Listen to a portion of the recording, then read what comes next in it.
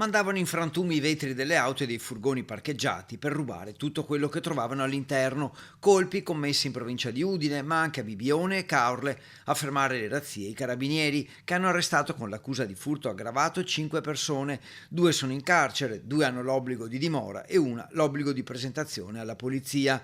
Nel mirino dei malviventi anche un mezzo dei vigili del fuoco. L'operazione ha coinvolto, oltre ai carabinieri di Udine, anche il nucleo elicotteristi di Belluno e i reparti cinofili della Guardia di Finanza di Trieste e della Polizia Locale di Udine.